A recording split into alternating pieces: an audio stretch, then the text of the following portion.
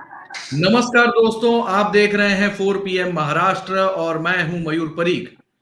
दोस्तों, राजनीति का एक उसूल है, कहीं कोई आता है तो किसी को कहीं से बाहर भी जाना पड़ता है। किसी की राजनीति शुरू होती है तो किसी की राजनीति खत्म होती है। कोई अपनी पारी बनाता है तो किसी की पारी बिगड़ भी जाती है।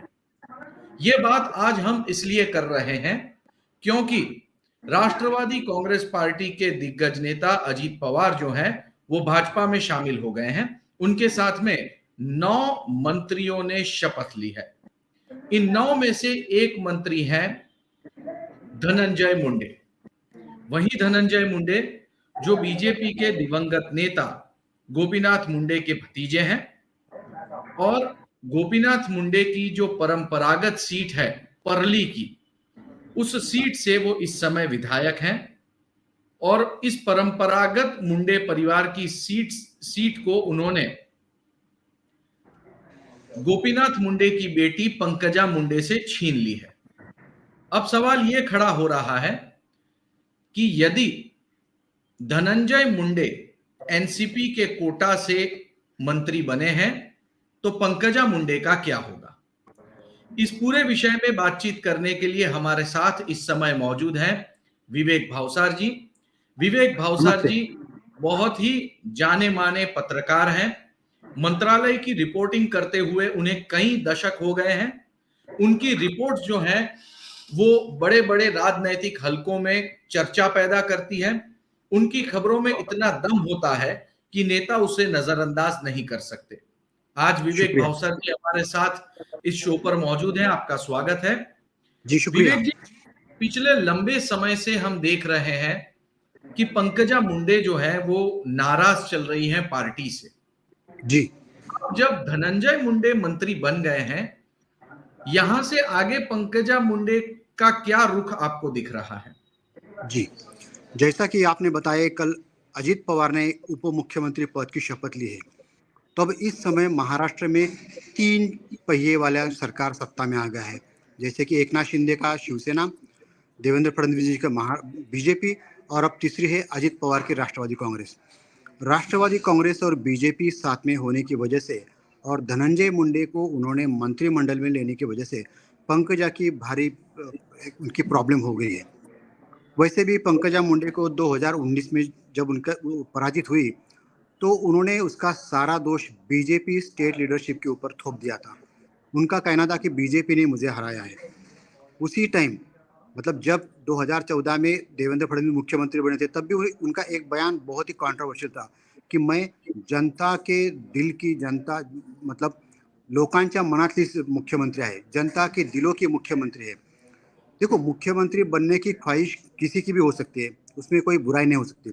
अजीत पवार ने तो कई बार बोला कि मुझे मुख्यमंत्री होना बहुत पसंद है, मैं बनना चाहता हूँ। जब अजीत पवार बात करते हैं तो उसका देवेंद्र फडणवीस को कभी कोई बुरा नहीं लगा। लेकिन पंकजा मुंडे ने कहा कि मुझे चीफ मिनिस्टर बनना है, तो उन्होंने उसको दिल पे ले लिया और पंकजा का पॉलिटिकल करियर खत्म करने के लिए पीछे पड़ गए। जैसे आपको पता है कि गोपीनाथ मुंडे जी के जाने के बाद गोपीनाथ मुंडे जी के जो टीम लीडर थे, उनके टीम उन्होंने जो बीजेपी को खड़ा किया था, उनके साथ जो काम कर रहे थे, उन सबको उन्होंने खत्म कर दिया धीरे धीरे। एकनाथ खड़से को फंसाया गया, एकनाथ खड़से को पॉलिटिकल उनका करियर बर्बाद कर दिया गया। ठीक है, अभी कुछ सालों से वो एनसीपी के साथ है, लेकिन उनका तो पॉलिटिकल करियर खत्म हो गया था। राम शिंदे जो गोपीनाथ मुंडे के गुट से थे, उनको भी हराया गया। पंकजा को हराया गया। प्रीतम को तो सेकंड टाइम लोकसभा की टिकट मिलेगी या नहीं मिलेगी, इसकी अभी बहुत अटकलें थी। चूंकि मोदी गवर्नमेंट को आना बहुत मुश्किल था, इसलिए जो फेस था उसी फेस को कायम रखा गया। लेकिन इस बार तीसरी टर्म के लिए अब ना तो प्रीतम मुंडे को लोकसभा की टिकट मिलेगी बीजेपी से और ना ही पंकजा को, क्योंकि वहां से प्रोफेसर राम शिंदे को बोला गया है कि आप लोकसभा चुनाव की तैयारी कीजिए। इसका मतलब साफ है, प्रीतम मुंडे फैमिली को पॉलिटिकली खत्म करना ये बीजेपी का सबसे अहम उनका एक लक्ष्य है। हाल ही में जब चंद्रशेखर बावनकुले जो बीजेपी के स्टेट प्रेसिडेंट है, उनका एक प्रोग्राम था परली में और उनके सामने ही पंकजा मुंडे ने अपनी खुद की उम्मीदवारी परली से डिक्लेयर कर दी। हालांकि किसी की भी उम्मीदवारी डिक्लेयर करने का ये जो अधिकार है, या तो वो स्टेट प्रेसिडेंट को होता है या पार्टी को होता है। उसको बाईपास करके पंकजा ने बोला कि मैं परली की उम्मीदवार होंगी और मेरा जो जिलाध्यक्ष है वो बीड़ का उम्मीदवार रहेगा। अब ये बात है पिछले हफ्ते की। अब इस हफ्ते में तो सारा सिचुएशन, सारा पॉलिटिकल इक्वेशन चेंज हो गए। अब तो अजित पवार साथ में आ गए, अब तो धनंजय मुंडे मंत्रिमंडल में आ गए। तो जब सीट का बंटवारा होगा, चाहे फिर लोकसभा का होगा या विधानसभा का, तो जो सिटिंग एमएलए है उनको प्रायोरिटी दी जाती है। इसका मतलब क्लियर है कि परली में वापस धनंजय मुंडे को टिकट दिया जाएगा। और अगर आपने सुना होगा तो धनंजय मुंडे ने कल ही बात कर दी कि मैं केवल परली का नहीं तो मैं मराठवाड़ा का हित की बात करूंगा। मतलब उन्होंने अपने आप को मराठवाड़ा का लीडर घोषित कर दिया है। इसका मतलब पंकजा का अस्तित्व, पंकजा का महत्व उन्होंने खत्म कर दिया है। बीजेपी वैसे भी उनके खिलाफ थी, अब राष्ट्रवादी भी उनके खिलाफ है। तो पंकजा मुंडे को कोई ऑप्शन नहीं है कि वो पार्टी छोड़ दे। मतलब बीजेपी ने इस तरह से माहौल बना दिया है कि भाई तू खुद ही निकल जा। अभी अभी हम तेरा बहुत ज्यादा इंसल्ट नहीं कर सकते, तू अपना रास्ता देख ले। और विवेक 2019। जी, अगर अगर उनको अगर अपना रास्ता चुनने की बारी आई जी, तो वो कहाँ जा सकती हैं? आपको क्या लगता है? देखिए जब 2019 की इलेक्शन में वो पराभूत हो चुकी थी उसी टाइम, और स्टेट में महाविकास आघाड़ी सरकार थी, कांग्रेस, राष्ट्रवादी और उद्धव सेना की। उस टाइम एक्चुअली वो उद्धव सेना में जाना चाहती थी, लेकिन चूंकि राष्ट्रवादी भी सरकार में आ गई तो उन्होंने अपना डिसीजन पोस्टपोन कर दिया था। अभी हाल ही में उनको एमआईएम के एमपी जो है इम्तियाज जलील, उन्होंने कहा कि ताई आप हमारे साथ आ जाओ। और इनकी तो उनकी आइडियोलॉजी जमेगी नहीं एमआईएम की और बीजेपी की। अभी बीआरएस के केसीआर, उन्होंने कहा कि पंकजा ताई अगर हमारे साथ आती है तो हमारे लिए बहुत अच्छा रहेगा। लेकिन केसीआर ये बीजेपी की बी टीम है। बीजेपी सारा उनको फंडिंग दे रही है, सब उनको सपोर्ट कर रही है। मतलब केसीआर के साथ जाना इसका मतलब बीजेपी के साथ रहना। इसलिए उनके पास उद्धव जी के साथ जाने के सिवा एक कोई और ऑप्शन नहीं। उसकी एक वजह यह भी है कि उद्धव जी और गोपीनाथ मुंडे जी के रिलेशन बहुत पुराने हैं। गोपीनाथ मुंडे और प्रमोद महाजन ये 1995 में युति के शिल्पकार थे। तो उनके उनके फैमिली रिलेशन है। तो उद्धव जी से वो जितने आसानी से और फ्री बात कर सकते हैं उसे वो किसी और लीडर से नहीं कर सकते। तो मुझे लगता है कि वो इलेक्शन से पहले बीजेपी को छोड़ के उद्धव सेना में जा सकती है। लेकिन ये बताइए कि अ, ऐसी क्या वजह हो सकती है कि पंकजा मुंडे को बीजेपी नहीं चाहती? देखिए, एक मुंडे फैमिली का अपना एक ऑरा है। मुंडे फैमिली के पास अपनी परंपरागत वोट बैंक है। एक बना बनाई कॉन्स्टिट्यूएंसी रेडी है। एक पूरे के पूरे एरिया में बंजारी समाज में और दूसरे 3-4 माड़ी समाज में, अन्य समाज में उनकी पैठ है। तो जब इतना अच्छा जनाधार हो, इतनी बड़ी लीगेसी हो, तो बीजेपी डिच क्यों करना चाहती है? देखिए आप अगर देखेंगे तो पिछले कुछ सालों में सेंट्रल बीजेपी हो या स्टेट बीजेपी, उन्होंने ओबीसी को धीरे धीरे धीरे साइडलाइन कर दिया। आप अगर देखेंगे तो ब्राह्मण जो कास्ट के जो लीडर है उनको बहुत बढ़ावा दिया गया है। चाहे फिर मतलब ब्राह्मण और बनिया, ये लोग अब बीजेपी में आगे मतलब बड़ी पोजीशन पे है। आपको पता होगा, आपको पता, आप भी कई सालों से जर्नलिज्म कर रहे हो तो आपको पता है कि मुंडे और महाजन ने और बाद में खड़से ने माधव फार्मूला लाके सारे जी। ओबीसी को इकट्ठा किया था। माधव मतलब माली, धनगर और बंजारा। माधव समाज के आज पूरे स्टेट में 7% वोटर्स है। तो उनकी हर एक कॉन्स्टिट्यूंसी में अपनी एक ताकत है। अगर ये बीजेपी ने जब पहली बार देवेंद्र फडणवीस को मुख्यमंत्री बनाया तो ब्राह्मण मुख्यमंत्री इस महाराष्ट्र में चलता नहीं, ये मराठा डोमिनेट स्टेट है।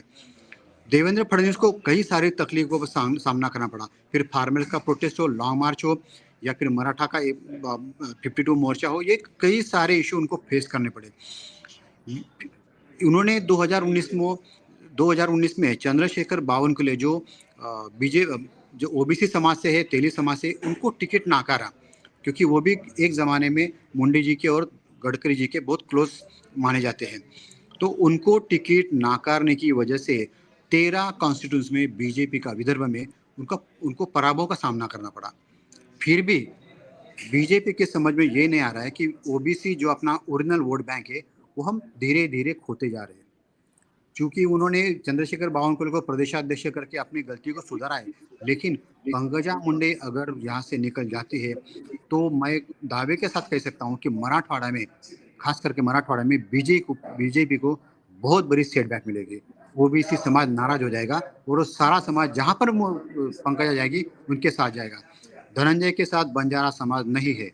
जो बंजारा समाज है वो मानता है केवल गोपीनाथ मुंडे को और पंकजा मुंडे को।